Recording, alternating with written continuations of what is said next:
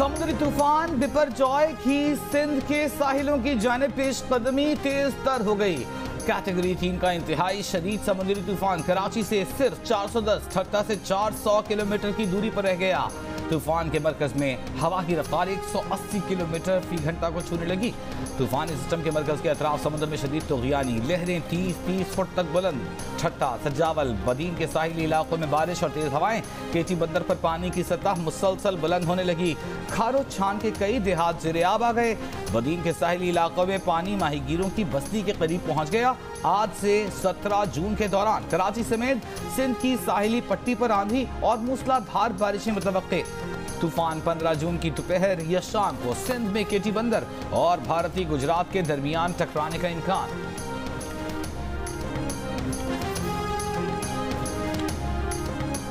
तेज हवा जो है यहाँ पर शुरू हो गई है।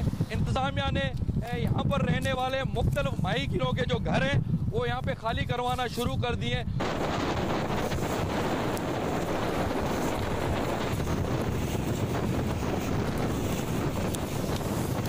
केटी बंदर शहर का मेन बाजार है। आपके समंदरी तूफान के पेश नज़र केटी बंदर शहर को इंतजामिया ने खाली करा लिया है।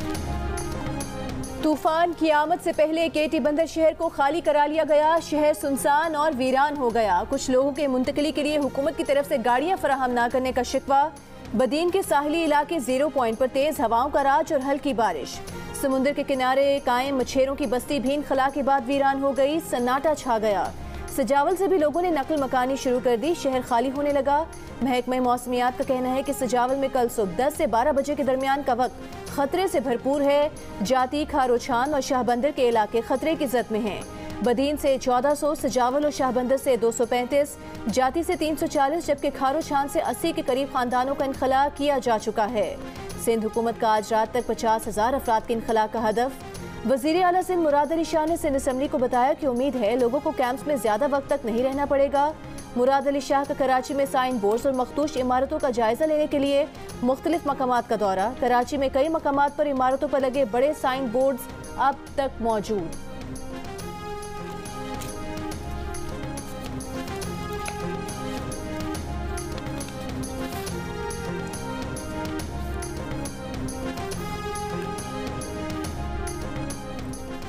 वज़ीर-ए-आज़म शहबाज शरीफ की समुद्री तूफान बिपरजॉय से मुतासरा साहिली इलाकों से लोगों का मुकम्मल इनखला करने और तूफान से मुमकिना मुतासरा इलाकों के लोगों को इमदादी सामान की फराहमी यकीनी बनाने की हिदायत।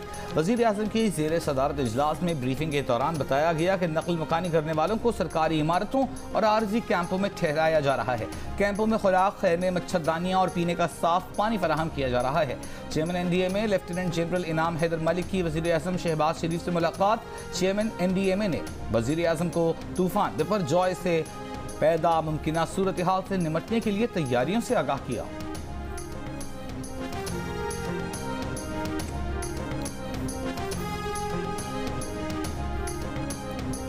समुद्री तूफान केटी बंदरगाह से जरूर टकराएगा। केटी बंदर, ठट्टा और बदीन वगैरह मुतासिर हुए हैं। विफाकी वज़ीर बराए मौसमियाती तब्दीली शेरी रहमान ने खबरदार कर दिया। प्रेस कॉन्फ्रेंस में कहा कि गुज़श्ता सैलाब के मुतासरीन अब तक मुश्किलात का शिकार थे। अब समुद्री तूफान आ गया। लोग जगह खाली करने में हिचकिचाहट का शिकार हैं, लेकिन उनकी जिंदगियां अजीज हैं, उन्हें जबरदस्ती निकालेंगे। चेयरमैन NDMA लेफ्टिनेंट जनरल इनाम हैदर मलिक ने बताया कि 1 लाख के करीब अफराद को कल शाम तक महफूज मकामात पर मुंतकिल किया जाएगा। तूफान के असरात समेत मौसमियाती नुकसानात पर कंट्रोल के इकदाम जारी हैं। जब उनसे पूछा गया कि आपने एक वफाकी वज़ीर, वज़ीर-ए-आज़म पाकिस्तान और फ़ौज के सीनियर अफसर के ख़िलाफ़ इतना संगीन इल्ज़ाम आपने कैसे लगा दिया कि आपको कत्ल कर दिया जाएगा या आपको कत्ल करने की जो है वो साजिश की गई है, तो उन्होंने कहा कि मुझे किसी ने बताया था। और उन्होंने ये बरमला इस बात का एतराफ़ किया कि ये जितने भी बयानात हैं इनकी कोई बुनियाद नहीं है और कोई सबूत नहीं है। JIT ने चेयरमैन PTI को झूठा करार दे दिया। उन्होंने एतराफ़ किया कि जितने भी बयानात हैं उनकी कोई बुनियाद नहीं, कोई सबूत नहीं। वफाकी वजीर दाखिला राना सनाउल्लाह की प्रेस कॉन्फ्रेंस। कहा चेयरमैन पीटीआई से पूछा गया कि एक वफाकी वजीर और फौज के सीनियर अफसर पर संगीन इल्जाम कैसे लगाया।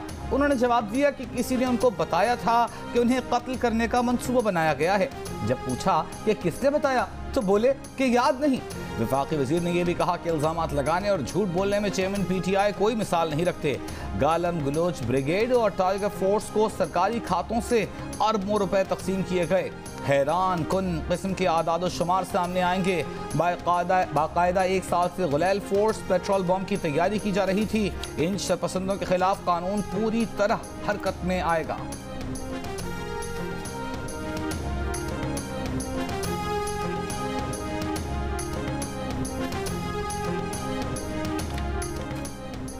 चेयरमैन नादरा तारिक मलिक ने इस्तीफा दे दिया। चेयरमैन नादरा ने वजीर आजम से मुलाकात में इस्तीफा पेश किया। वजीर आजम ने तारिक मलिक का इस्तीफा मंजूर कर लिया। FIA ने चेयरमैन नादरा को इस्लामाबाद से बैरून मुल्क रवानगी के वक्त रोक लिया। ज़राए के मुताबिक तारिक मलिक के खिलाफ नैब और FIA में तहकीकात जारी हैं।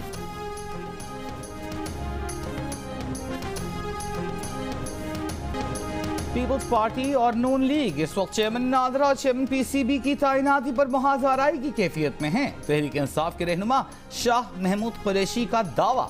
इस्लामाबाद में मीडिया से गुफ्तगू करते हुए कहा चेयरमैन PCB की तैनाती पर खींचातानी चल रही है। कहा कि आप हुकूमत की तरजीहात जरा मुलाहिजा कीजिए।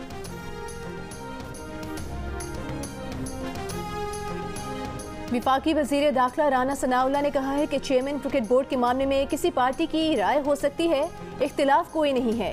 वजीर आजम हमेशा सबको साथ लेकर चलते हैं। पीपल्स पार्टी के सरबराह आसिफ जरदारी हमेशा इफ़हाम व तफहीम से बात करते हैं। वफाकी वजीर दाखिला ने कहा कि साबिक चेयरमैन नादरा तारिक मलिक पर कोई दबाव नहीं है और तारिक मलिक के सेक्रेटरी से कोई तल्ख कलामी नहीं हुई।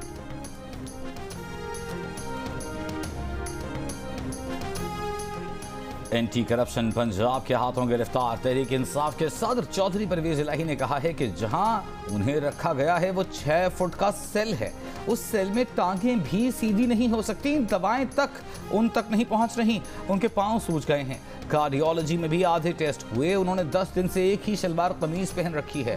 पंजाब असेंबली में गैर कानूनी भर्तियों के केस में परवेज इलाही ने सेशन कोर्ट का हुक्म लाहौर हाई कोर्ट में चैलेंज कर रखा है। 4 जून को जुडिशल मजिस्ट्रेट ने परवेज इलाही को जुडिशल रिमांड पर जेल मुंतकिल करने का हुक्म दिया था।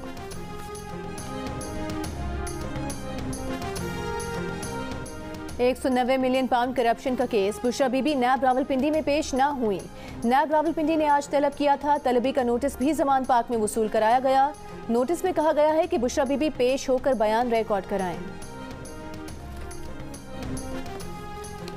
ओपन मार्केट में डॉलर 7 रुपए गिर गया। नई कीमत 298 रुपए हो गई। इंटरबैंक में डॉलर 34 पैसे महंगा होकर 287 रुपए 97 पैसे का हो गया।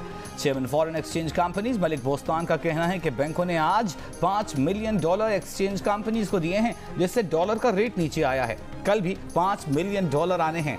बैंकों ने सप्लाई बहाल करने का वादा किया है। इसी तरह सिलसिला चला तो डॉलर 295 से भी नीचे आएगा। आने वाले दिनों में डॉलर और सोने की कीमतें गिरेंगी। सोने की फी तोला कीमत में भी 4000 रुपए की कमी। 1 तोला सोना 2,21,500 रुपए, जबकि 10 ग्राम सोना 1,89,900 रुपए का हो गया।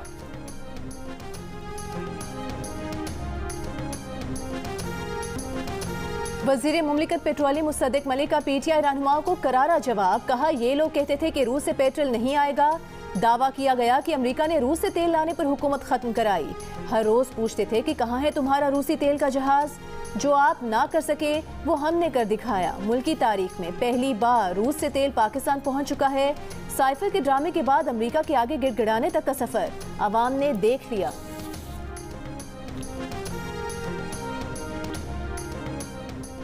वजीर मुमलिकत बराए पेट्रोलियम मुसद्दिक मलिक ने रूस को खाम तेल की कीमत की अदाई चीनी करेंसी में करने की तस्दीक कर दी। चीनी वजारत खारजा ने कहा है कि ये पाकिस्तान और रूस के दरमियान उनकी खुद मुख्तारी के दायरा कार में मामूल का तिजारती ताउन है।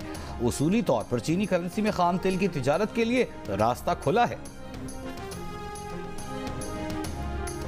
रूस से LPG की पहली खेप तोरखम के रास्ते पाकिस्तान पहुंच गई। LPG कार्गो 10 टैंकर्स पर मुश्तमिल है।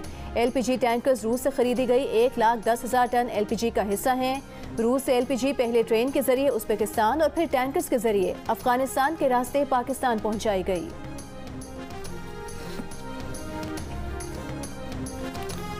वज़ीर आज़म शहबाज शरीफ ने कहा है कि किसानों को मायारी बीज, बर वक्त खाद और जदीद टेक्नोलॉजी से लैस करेंगे। ज़राई शोबे के लिए मुराद जारी रखेंगे। नून लीग खैबर पख्तूनख्वा की क़यादत से मुलाकात में आइंदा इंतखाबात पर मुशावरत।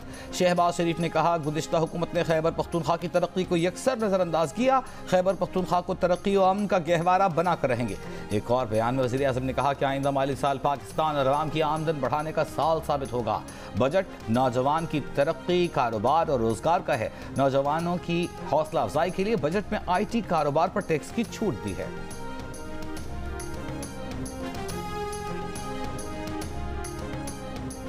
पहले review and judgement orders act के खिलाफ केस सुनेंगे। पंजाब इंतखाबात नजरसानी केस पर समाअत उसके बाद होगी। सुप्रीम कोर्ट ने वाज़ेह कर दिया, अदालत ने इलेक्शन कमीशन के वकील की review and judgement orders act के फैसले तक पंजाब इलेक्शन केस ज़ेरे इल्तवा रखने की इस्तदा मंजूर कर ली। चीफ जस्टिस पाकिस्तान ने कहा कि अदालत ने पहले कानून को मुअत्तल किया है, दोबारा और कानून को मुअत्तल नहीं कर सकते। अपील और नजरसानी में बहुत फ़र्क है। कानून साजी जल्दबाजी की बजाय तहम्मुल और एहतियात से होनी चाहिए थी। दरख्वास्त गुजार के वकील ने कहा कि रिव्यू एक्ट आर्टिकल 10A के खिलाफ और अदलिया की आज़ादी में भी मुदाखलत है। प्रैक्टिस एंड प्रोसीजर एक्ट से हासिल ना होने वाला मकसद अब रिव्यू एक्ट के तहत हासिल करने की कोशिश की जा रही है। जस्टिस मुनीब अख्तर ने कहा कि दोनों कवानीन अलग अलग दायरे इख्तियार से मुतालिक हैं। एडवोकेट अली जफर ने कहा कि सुप्रीम कोर्ट के फैसलों का हतमी होने का एक तस्वुर मौजूद है, जबकि नजरसानी में शवाहिद दोबारा नहीं देखे जा सकते।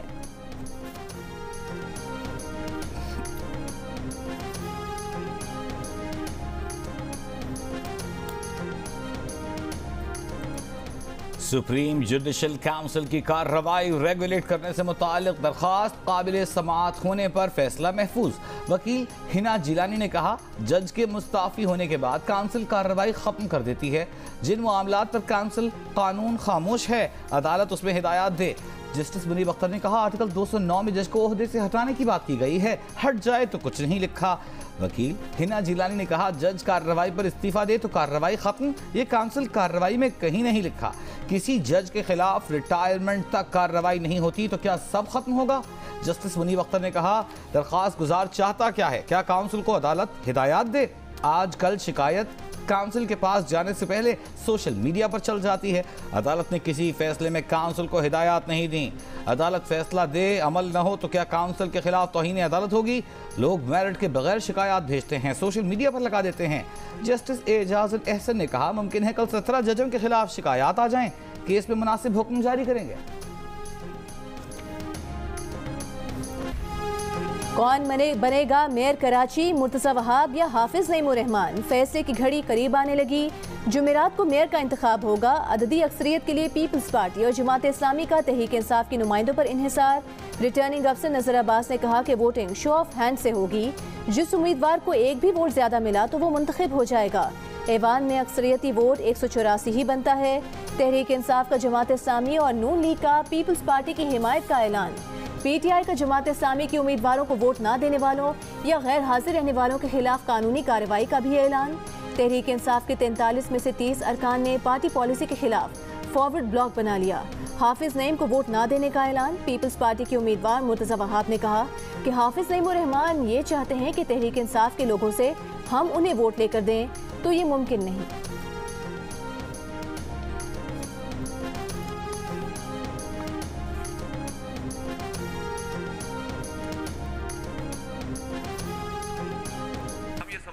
कि वो लोग कि जो इस वक्त लापता हैं, किसी खुफिया मुकाम पे रखे गए, अगर वो अपनी मर्जी से गए इसका मतलब ये है कि खरीदो फरोख्त हुई है, और अगर अपनी मर्जी से नहीं गए तो ये तो जबर है, ये तो अगवा है, और ये तो पूरे इलेक्शन के अमल को रोंदने के मुतरादिफ है।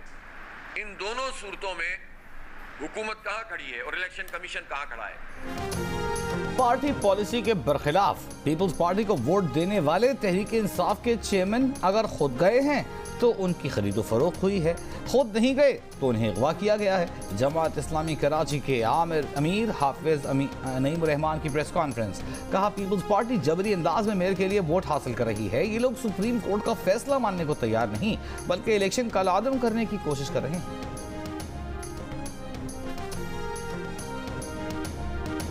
यूसी चेयरमैन PTI की सिंध हुकूमत पर दबाव का इल्जाम। तहरीक इंसाफ के यूसी चेयरमैन असद अमान ने गुज़िश्ता रोज कहा था कि वो मुकामी क़यादत से नाराज़गी के बायस हाफिज नईमुर्रहमान को वोट नहीं देंगे। लेकिन असद अमान का एक वीडियो बयान अब सामने आ गया है जो उन्होंने 12 जून से पहले रिकॉर्ड कराया था। इस वीडियो बयान में असद अमान ये कहते नजर आ रहे हैं कि वो ये बयान एडवांस में रिकॉर्ड करवा रहे हैं। उन पर सिंध हुकूमत का बेइंतहा दबाव है, लेकिन 15 जून को वो पीटीआई के तमाम चेयरमैन के साथ हाफिज नईम को ही वोट देंगे। लाहौर हाईकोर्ट ने पीटीआई मेंबरान कौमी असम्बली की बहाली का फैसला मुअत्तल कर दिया। सेक्रेटरी कौमी असम्बली ताहिर हुसैन की इंट्रा कोर्ट अपील पर अदालत का इक़दाम। 21 जून तक फरीकैन से जवाब तलब। अपील में फवाद चौधरी और शाह महमूद कुरैशी समेत 61 मुस्ताफी अरकान असम्बली को फरीक बनाया गया है। वज़ीर कानून आसम नज़ीर तारर ने कहा है कि हुकूमत की मुद्दत अगस्त में पूरी हो रही है। हम भी बर वक्त इंतखाबात चाहते हैं। कानून साजों ने बहुत सोच कर कौमी और सूबाई असम्बलियों के इंतखाबात एक दिन कराने का फैसला किया। इलेक्शन की तैयारियों से मुतालिक पिलडैट के सेमिनार से खिताब में कहा कि अगर 1977 का इलेक्शन निगरां हुकूमतें करवाती तो शायद मुल्क का बदतरीन मार्शल लॉ न आता। तहरीक इंसाफ के सेनेटर बैरिस्टर अली जफर ने कहा कि वज़ीर कानून की तरफ से इंतखाबात के ऐलान को खुशाइन समझते हैं। दुआ है कि ये ऐलान जल्द हकीकत का रूप भी धार पाए। तमाम सियासी जमातों को इंतखाबात में हिस्सा लेने की इजाज़त होनी चाहिए।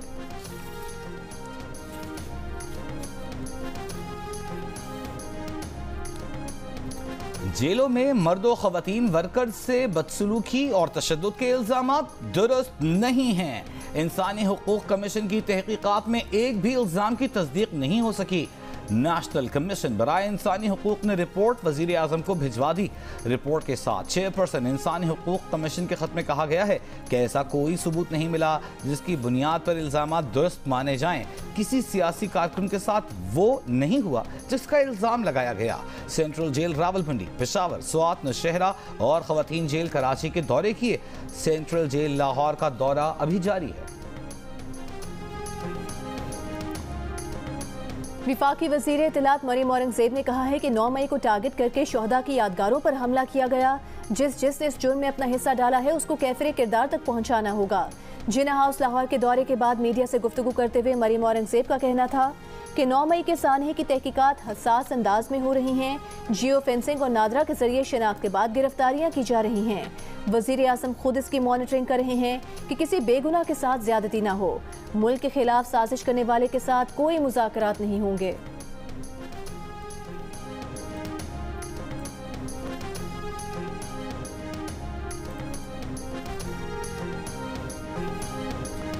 नौ मई के पुरतशद्दुद वाक़यात के बाद चेयरमैन पीटीआई की गैर मुल्की मीडिया पर इंसानी हुकूक की खिलाफ वर्जियों के बयानिए पर अवाम का शदीद रद्द-ए-अमल।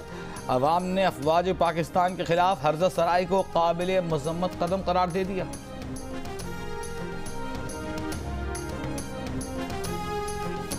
वतन अजीज पर कुर्बान होने वाले शुहदा के लवाहिकीन का सानहे 9 मई के वाक़यात पर शदीद दुख और अफसोस का इजहार।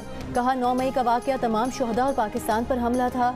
अफसोस है कि हमला किसी दुश्मन मुल्क ने नहीं बल्कि अपनों ने किया। शुहदा की कुर्बानियां कभी रायगा नहीं जाएंगी।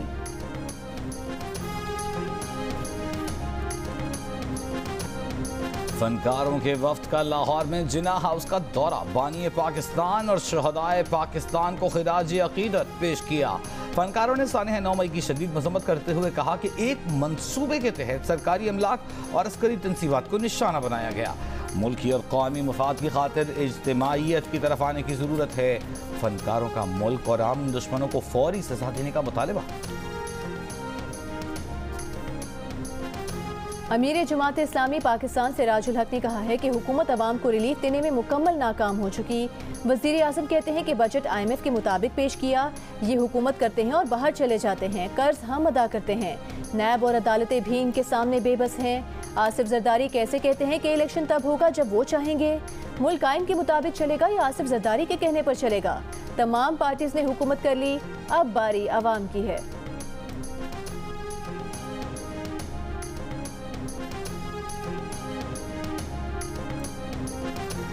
साबिक चेयरमैन सेनेट रज़ा रब्बानी ने कहा है कि इलेक्शन वक्त पर कराएं। निगरान हुकूमत की मुद्दत में कोई तोसी नहीं होनी चाहिए। कहा यह बजट एक अनोखा बजट है। शराइत पूरी होने के बावजूद IMF स्टाफ मुआहिदा नहीं हो रहा। IMF आलमी साम्राज्य के एजेंट का किरदार अदा करता है। आलमी साम्राज्य को पाकिस्तान और चीन के स्ट्रेटेजिक ताल्लुकात खटक रहे हैं। एक सोचे समझे मंसूबे के तहत CPEC को पसे पुश्त डाला गया।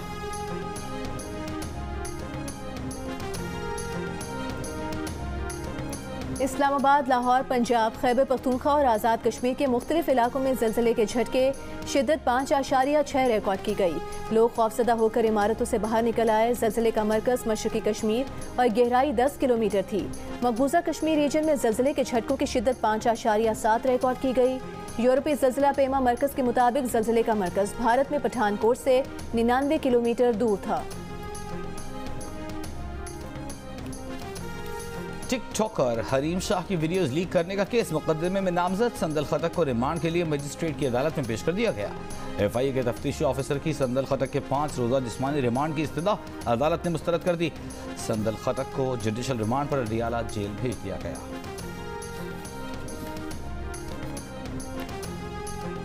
शाहीन शाह अफरीदी की श्रीलंका के खिलाफ टेस्ट सीरीज में शिरकत मशकूक। ज़राए के मुताबिक फास्ट बॉलर वर्ल्ड कप के पेश नज़र टेस्ट टीम से फिलहाल ब्रेक लेंगे। वो इस वक्त इंग्लैंड में T20 ब्लास्ट खेल रहे हैं। सुर, ताल और आवाज की मेराज, शहंशाह गजल मेहदी हसन के गीत और गजलें सदाबहार। मेहदी हसन को मद्दाहों से बिछड़े 11 बरस बीत गए।